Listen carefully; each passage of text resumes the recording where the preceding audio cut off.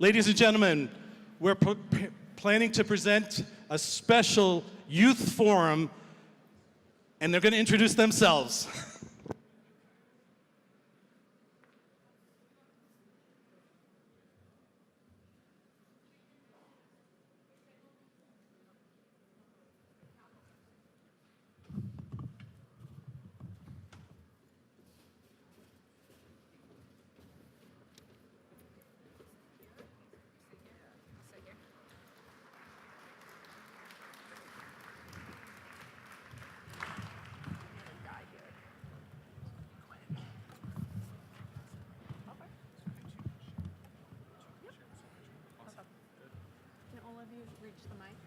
Do you want to like take it off?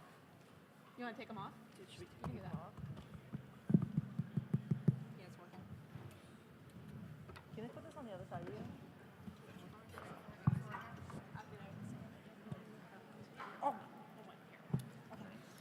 Hello. My name is Adrienne Carmack. I'll be moderating our youth organizing forum today. Again, my name is Adrienne. I use she, her pronouns. I'm from VZ, Maine, currently a senior at Colby College. And I have the pleasure and honor of moderating this discussion with 4 amazing high school activists and organizers. So in a second, I'll ask them each to introduce themselves with their name, their pronouns, where they're from, and what they care about. We're asking for gender pronouns today because we strive to be a community that recognizes, affirms, and celebrates all forms of gender identities and expressions. So, why don't we start on the far end? My name is Alan Mongo. I am originally from Zambia. I live in Westbrook, Maine. And my pronouns are him, he, yeah. And I'm a junior there in high school, on football athletic, and yeah. Hi, I'm Virginia Hugo Vidal. I use she, her, hers pronouns. I'm a senior at Guam High School. I'm from Buxton. And yeah, is that it? That's okay. perfect. Hi, my name is Jackson Peck. You can use him, his, he. I am a senior at Nokomis Regional High School. Hi, I'm Victor Trepanier. I use he, him, his pronouns. I'm a senior at Coney High School in Augusta. What our applause? We didn't get applause. What's that? We didn't get applause. More applause. Thank you. Thank you. Thank you. So we're going to keep this pretty informal. I have some questions. They're free to ask each other questions, and I'll also be asking them follow-up questions. But our first question today is, what inspired you to take your first political action? And what was your first political action? So why don't we start with Victor this time? And you can pass if you want some more time. Okay. So for those of you who remember, in the June of 2016, at the Pulse nightclub in Orlando, there was a shooting. And still kind of emotional about it. But that affected me a lot as a young queer person, especially seeing how it happened during Pride Month. And there was a lot of fear about actually going to my first Pride. So I wanted to do something because I didn't want other kids like me to be scared. So I ended up going to Equality Maine's New Leaders Program, and learned how to be an advocate there. And with my friends from the New Leaders Program, we organized a lobby day at the State House to talk about the bill on conversion therapy. And that was the first political action I took.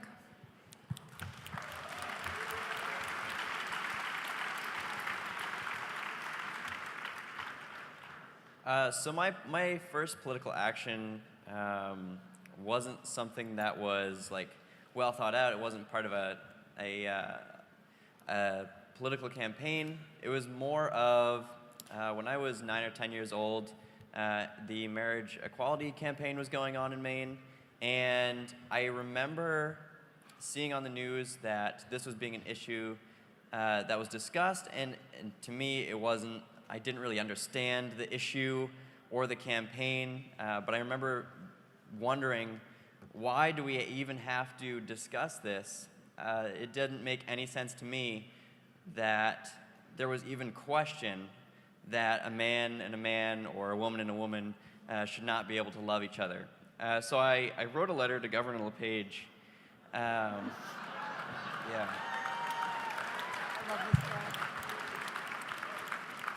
And I, in my quest to get people to sign my letter to support me in this, I talked to my babysitter, and I told her what I wanted to do, and I said, you know, this is important to me, and it drives me crazy. I was very, very upset, even though I didn't fully understand the issues or the campaign or the different sides in it. I was very, very upset. And she told me, like, no, we don't agree with that. And I remember thinking, like, wow, there are people that believe that you can only marry a man or you can only marry a woman. And that really drove me and made me passionate about politics and trying to change the way that people think.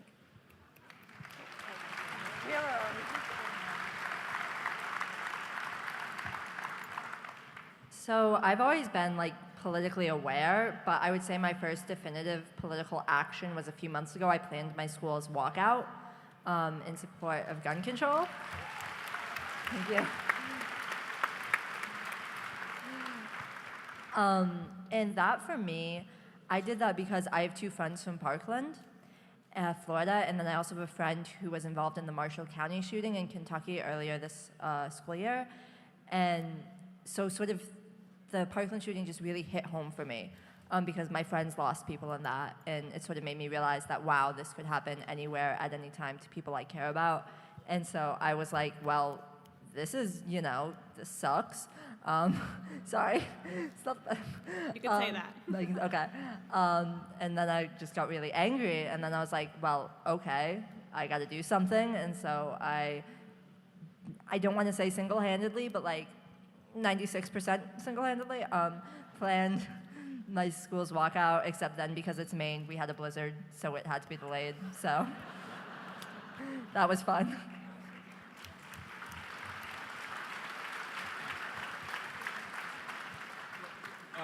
So my first political legal action here in the United States, the fact that I've been here for less than a year, was all right, awesome. Should I start over again? Yeah.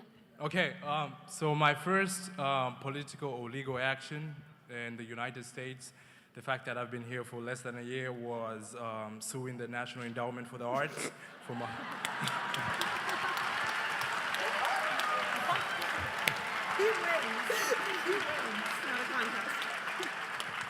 Yeah, so the fact that for my rights to the fact that I earned a spot in the national competition, but they said I couldn't go because I was not an American citizen or permanent resident, which I thought was ridiculous.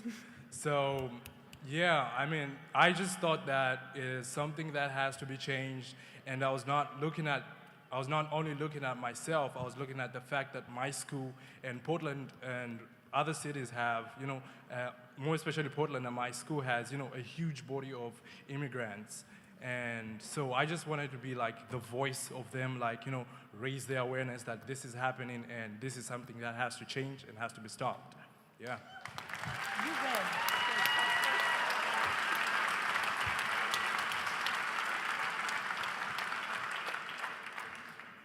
Just as these young people are saying all these incredible things, a lot of times in kind of young organizing spaces, when you hear something you really agree with, we can snap so you don't interrupt them, but you can express your support for what they're saying. So if you want to try snapping.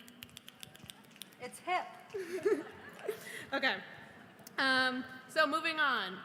What political issue are you passionate about? Why don't we start, did we just start with you, Jackson? Yeah. Why don't we start with, let's start with Jackson, and then we'll come back. All right. So I really believe that the role of government is not so much an authority. So I believe that government is a collection of voices, and that when people talk about like the government is making laws and the government is doing this. Government is people. Government is democracy, and when we get together and we elect our officials, those officials go and they make decisions on our behalf. And the issues I am most passionate about are wealth inequality and education, because I believe that whatever kind of inequality there is, whether it's racial inequality or gender inequality, everything stems from wealth inequality. And part of that is education and making sure that everybody has the opportunity to get a quality education, and then making sure that everybody has the ability to get a good paying job and make sure that they can provide for their family and achieve the American dream of moving into the middle class.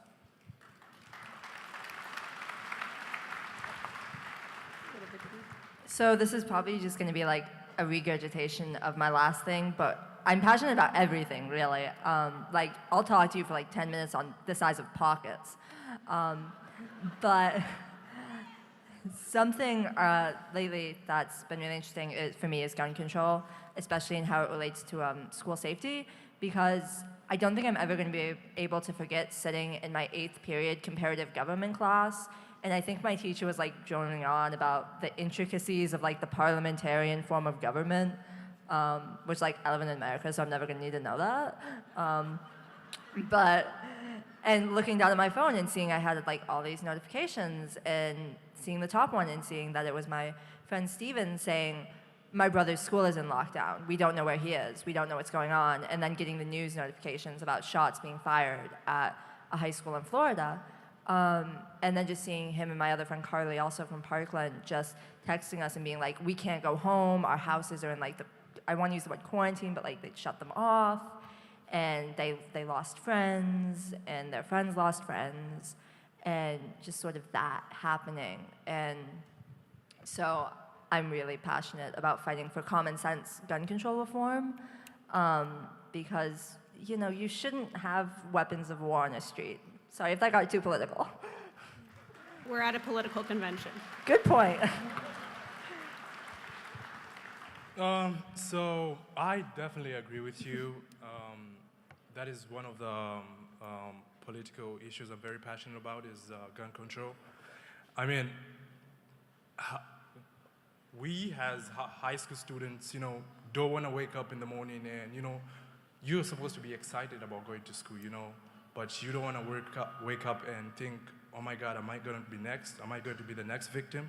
So, you know, school should be a place where, you know, the magic happens. You know, you mold your future from there.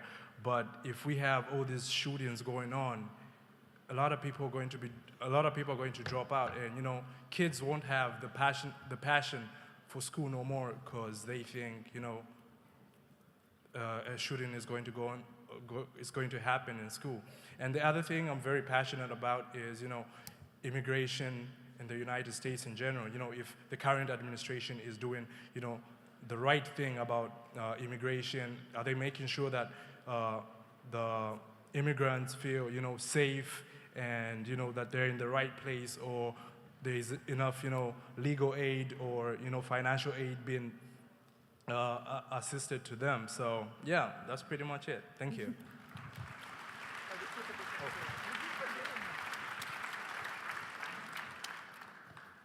So I agree about everything that's just been said about gun control, which is something I'm passionate about as well. Because, I mean, I go to school in the Capitol, and every time I see someone I don't know in our school, I get kind of nervous. And that's not how I should go to school. I mean, I'm graduating. I shouldn't feel that way. But my big passion, the thing I focus on the most, is queer rights. I just remember the day after Orlando and sitting in the GSTA classroom where we met all the time, and this kid who I was friends with looked at me and honestly asked, should we go to Pride? What if we get killed? And a child asked me that, and it should have never happened. And I just wanted to make sure that everyone who was like me, who was queer, just feels safe and has the rights they deserve.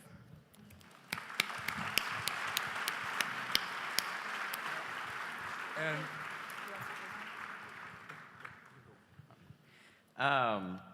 So the other three on the stage mentioned gun control. And something very similar to what you said, when the Vegas massacre happened, I went to my principal and I said, I don't think we're doing enough about school security and making sure that our students are really safe. And she said, okay, I really appreciate you coming to me. We're going to talk about this. We're going to come up with a plan. And I didn't hear from her for a couple weeks. So then we had a snow day, as we often do here in Maine.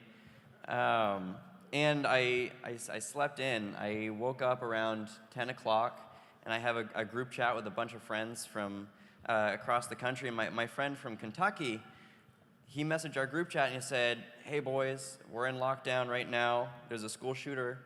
Yeah, and he's killed a couple of my friends. And I remember thinking, wow, I could have woken up, 2 hours later and my friend's dead.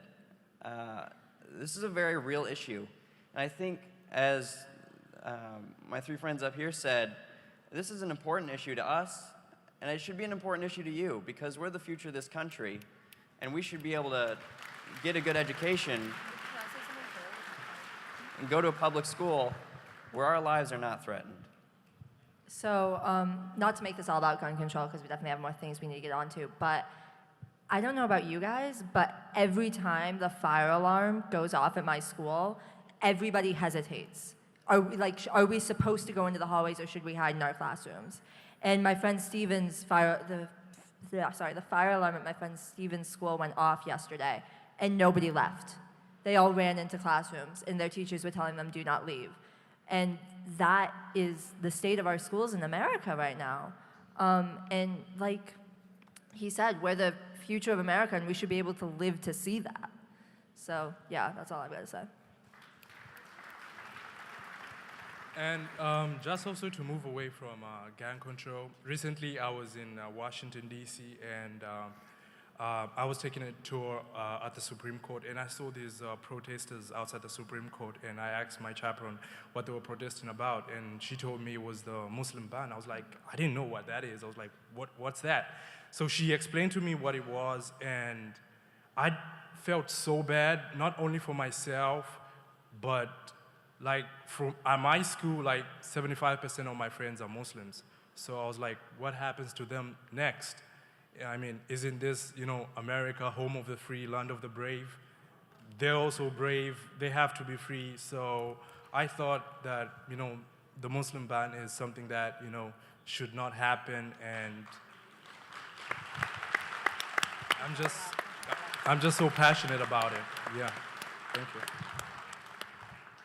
Yeah, a lot of you have alluded to the adult allies or not so much allies in your life, and I'd love to hear who you have felt supported from and if you feel support in your school for your activism and organizing. Who are we starting with? Let's start with Virginia. So I definitely feel supported in my school. My principal, Mr. Jandro, is absolutely amazing.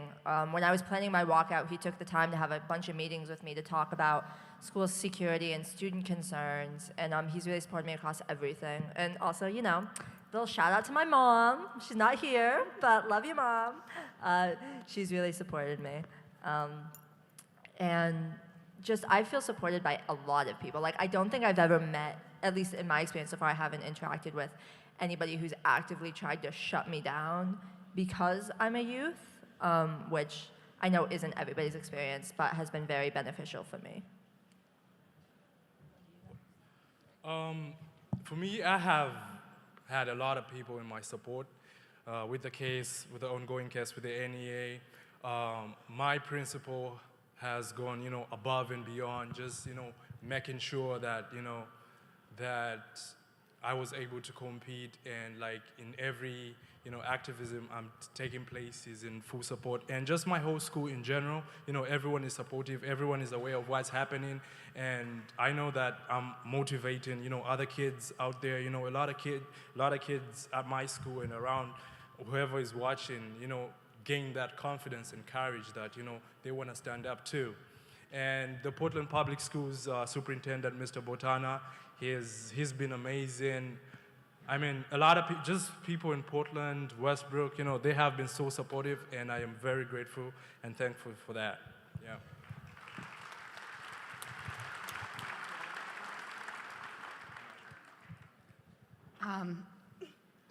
Sorry.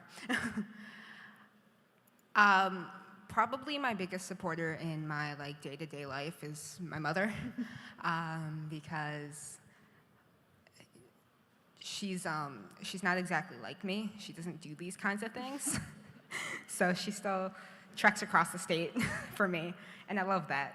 But in terms of my political action, like going out and trying to contact my representatives and senators and have my voice heard, really the people who have given me a platform and really pushed me have been Equality Maine. Gia Drew, Representative Matt Moonen, Chris O'Connor. I mean, I got my start with them, and they always have another thing for me to do or always offer me a hand when I need it, and I'm really thankful for them.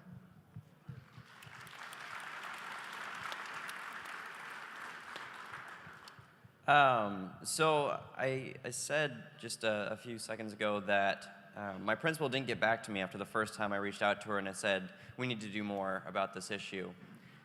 She has been my biggest supporter, and I don't want you to think that she didn't believe this was an important issue. It was more that she just thought, we have time. And I think that's a mistake that people make too often is, when somebody says, this is a problem here and now, we say it's a problem here and now in Vegas. It's a problem here and now in Parkland. But we're over here in Maine. We got some time. Let's think about it. But we could wake up tomorrow, and the world could be different. So my principal, my superintendent, the amazing teaching staff at Nokomis Regional High, we're all very supportive. Together, we planned our school walkout. And there was a great media showing there, and we were able to get a lot of students out and teachers out that supported us. So yeah. Just to bounce off of that real quick, something I've been saying a lot lately, and that I think is really true, is that we're very lucky here in Maine, but we're running on borrowed time, and eventually that time is going to run out, which sounds really upsetting, but I mean, it's the truth. We're very lucky that it's never happened here, and I hope it never happens here, but because of that, we now have the opportunity to get out in front of it and to prevent it from happening.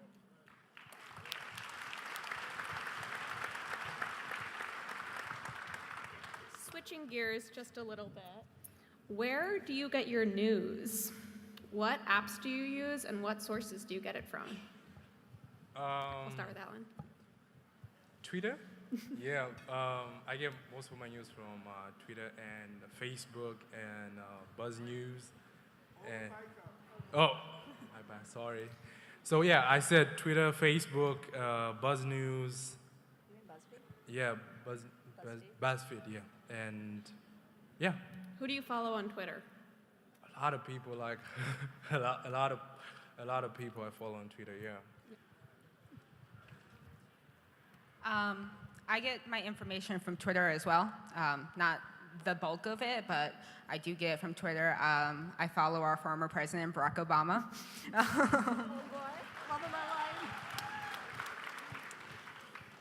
But on a day-to-day basis, I am a subscriber to the Washington Post, and I get a lot of information from there.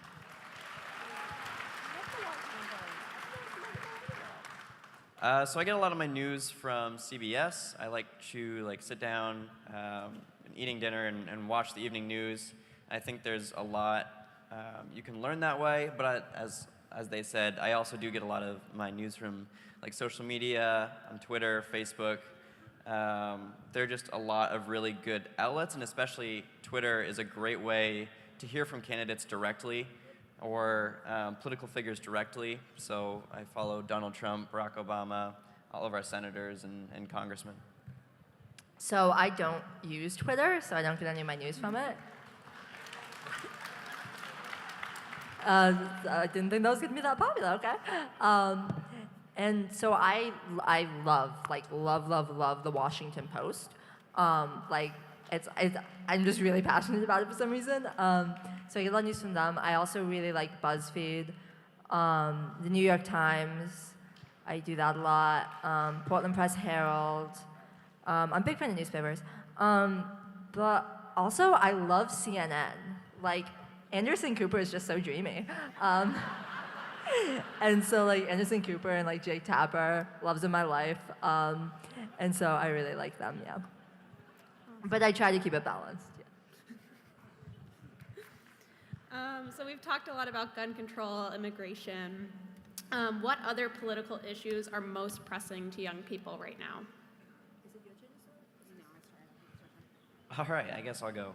I think, like I said, I think the most pressing issue in this country is wealth inequality. I feel like every other issue stems from wealth inequality, but specifically to young people, I'd say that education and rising costs of especially higher education and trying to find a quality public education are the most important issues that we have to face. I am, much like these people up here, am going to college next year, and I'm receiving $37,000 in financial aid, and annually, I am going to have to pay another $21,000.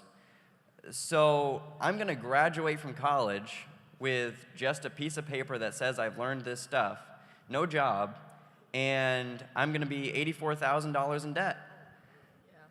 And then that's crazy because it's not, that's not just me. I mean, there are much more expensive colleges that people could choose to go to. So college affordability is a big, big issue for young people, and especially Maine's young people. We need to keep our students here, keep them in the state, and make sure that they're making our state productive and not going somewhere where the costs are cheaper. Yeah. Is that clock us? Is that us? No, you're fine. Oh, okay. So just bouncing off of that real quick, like, it is. Okay, we'll finish this question. Oh, okay. Never mind. So I think I'm the only person on the stage who's going to an in-state school in Maine, and that's because it's affordable. But sorry, that was my topic. Something I feel like young people are really passionate about that some people might be surprised by is we're really passionate about reproductive rights and, sex education, like sex health education, and access to birth control in all of its forms. And yeah, I feel like some people are surprised about that, but that's something young people are really passionate about because, you know, we can't have kids at 16 if we're going to be $80,000 in debt.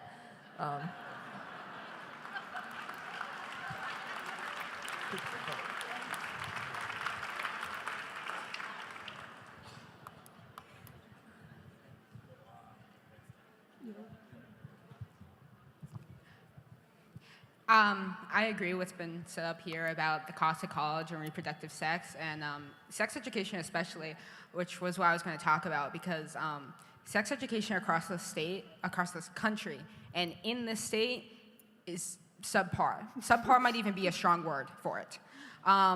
It's bad. And I know I didn't learn everything I needed to learn from sex education, and we really have to start talking about it, because a lot of people think it's a taboo, but sex can be dangerous. You can get sick, and then we don't talk about consent enough, and it's something that we really need to change in this state. Also, just like one quick thing. Literally like one sentence.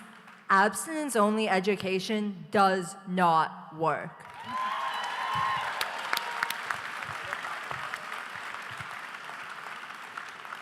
So, could we end quickly by each of you just telling us who your political hero is, and then we'll leave the stage?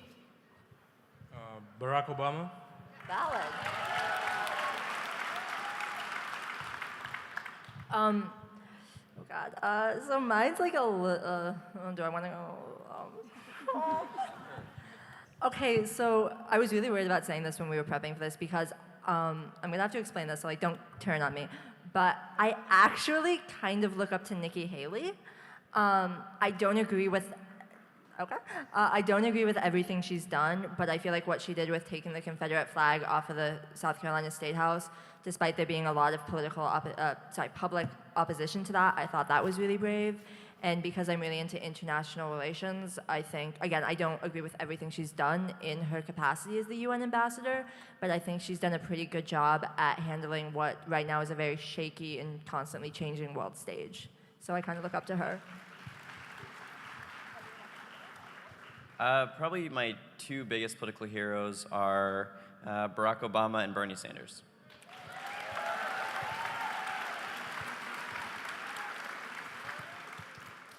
The people I look up to politically are dead. But Mood.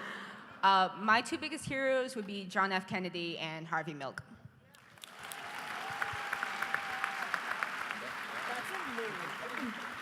So thank you for listening, and please support youth organizers. And like, feel free to talk to us after this if you have more questions. Yeah, please do. How do I? You guys, why don't we just leave this on this? You guys are getting a stand.